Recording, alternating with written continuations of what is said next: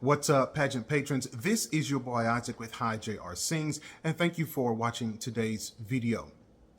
I am looking forward to May 19th for the semifinals for the Miss Universe Philippines. It is going to be very interesting. It is going to be fun, and I'm looking to watch it live. Typically, I have to watch it if somebody posts, but I am going to try to watch it live this year.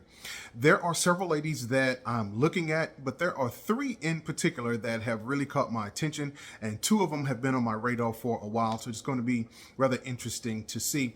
I think you all know the three that I've been watching. It is Alexie Brooks, Ahtisa Manalo, and Tera Valencia. There were three online challenges where voters got to pick their top five, and Alexie Brooks and Ahtisa Manalo have been in all three of the top five. But also Miss Hawaii and Carino, they have been involved in two of those challenges. So congratulations to them. But it's going to be interesting because, as you well know, fan vote does not always equal judges vote. And so sometimes there's a correlation, but then sometimes there is not. There is somebody that comes in and they just wow the judges on the night of the competition. But I'm sure that behind the scenes, we don't get to see all of the behind the scenes, what's going on. But it is going to be interesting to see who they pick. So I think for me, I've always liked Ahtisa Manalo. She's a pageant veteran, and she is just very good at what she does. I'm not surprised that she was voted in all five of the online challenges because, again, she's very good at what she does.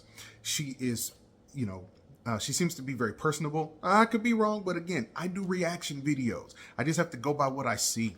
She seems very personable. She seems very confident on stage, and she is a pageant veteran, and she knows what she's getting into. So she would be a natural win. So interesting. Now let's take a look at Alexie Brooks. In my comments, I've been accused of both disliking her and also feeding into the frenzy behind her. There are, and again, I don't want anybody getting mad at me, but it is what it is. If you go to some of my comments, they are saying that Alexie Brooks is overrated. I will leave you to decide that. But I will say this, anything that involves physicality, the runway challenge, the what was the other one? The swimsuit challenge. Sorry about that.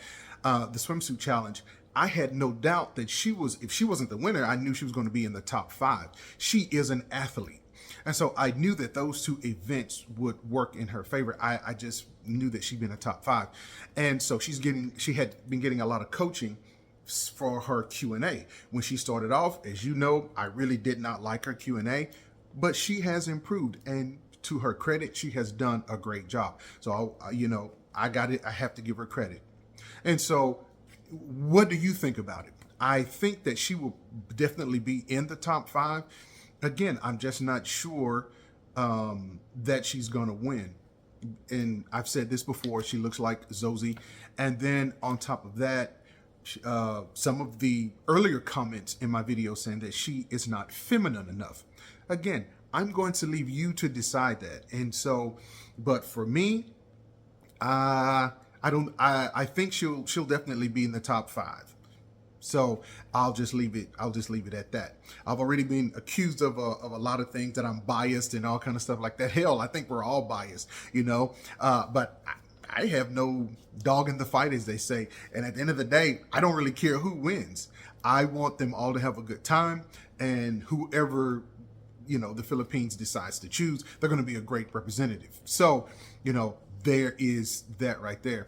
And it is going to be interesting to see how my last person does, and that is Tera Valencia. This is one that has really caught me by surprise because I do not think that she was in my original, she was not originally on my radar. I think, and one of the people besides her that I'm looking at, it's VVV. Tera Valencia, she's caught me by surprise because, one, after watching her, I just did not realize she was as talented as she was. All of them are gorgeous. All of the 53 candidates are gorgeous, or else they would not be in the competition. But she has been able to be steady. She's been able to be trainable. And I think I've said this in one of my other videos. And if you watch her, she has really just come along in this contest. When I say come along, she's just really blossomed. That's a better term. She's really, for me, I'm just saying for me, she has just really blossomed. And I kind of look at everything like this. If the contestant, if they win Miss Universe Philippines, will they be competitive in Mexico against, say, and I always say the Latino countries, because they're huge contestants. And one of them, I mean, it's you know, the leadership now is Latino as well. So there is no denying that fact, that it's going to be heavily Latino based. And so you have to be realistic. So does Tera have that look? Yeah, hell yes. She is very feminine. She is very fit. Y'all know the other F, she's very fine. And I'm going to have to start adding a fourth F, and that's fiery. And I don't, that's the thing I think she lacks. And that's, yeah, like I said, that's that one thing that she lacks. I want to see her come out and just really take command of that stage, because when it comes to feminine, she's got it. When she comes to fit, she's got it. When she comes to fine, she's got it.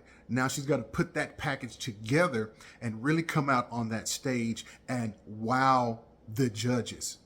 And I think I've been critical of her as a speaker as well. Her Q&A has come along, but I think she's got to be a little bit more engaging. When she speaks, she's got to be able to capture what she wants to say, like all of them, in as few words as possible, but really showing her grasp of the language and being able to put those ideas together to really capture the judge's attention that says, yes, I'm here to compete. How she does that, I don't know. I'm sure that she is getting some training, as all of the ladies are, or most of the ladies are. And so it is just going to be interesting. Also, let me sort of backtrack just a hair, is that, you know, sort of Ahtisa Manalo, where she has been steady, I don't really see that fierceness just yet. If you watch one of my other videos, I've said the same thing. Will she be an easy candidate, Ahtisa Manalo? Certainly, because she knows what she's doing.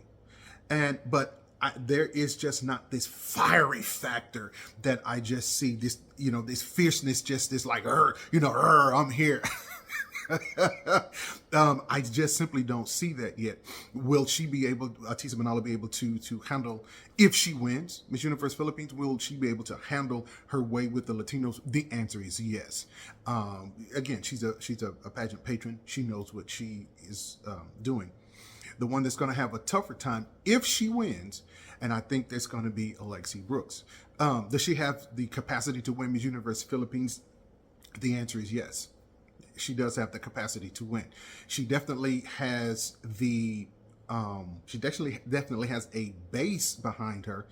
I think sometimes, you know, they tend to be a little bit, some of them, not all, but some of them tend to be a little bit toxic. It's just like, if you vote for her, you know, you've got to vote for her. If you don't, then you're against all of this kind of stuff. And so, but I think that's going to reflect negatively on her if they keep that up.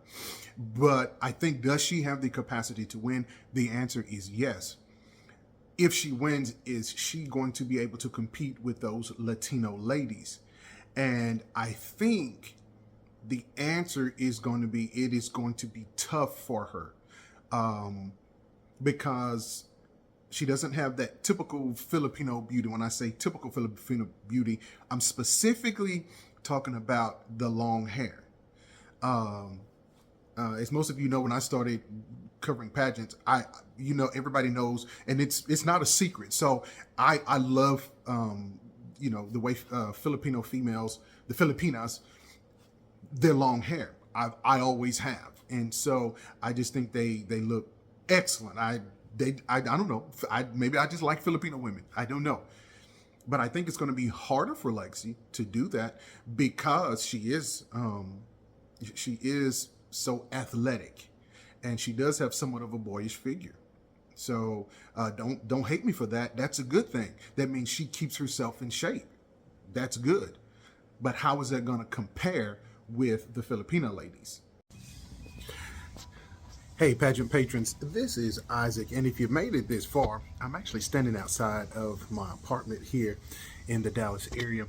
I forgot to mention that I am coming to the Philippines at the end of June, and we got our tickets, and so I would love to meet some of you guys while I'm there, maybe take a few pictures with you guys. And so some of you have just been so awesome to me here at Hi JR Sync, so I would enjoy meeting some of you guys. So hey, I want to say June 27th. I could be wrong, but I think that's right. I think it's June 27th. So I'm really looking forward to spending almost 3 weeks there in the Philippines. It's been about 10 years since I've been, and I'm really looking forward to it. So I know we're going to Palawan and Bohol, I believe.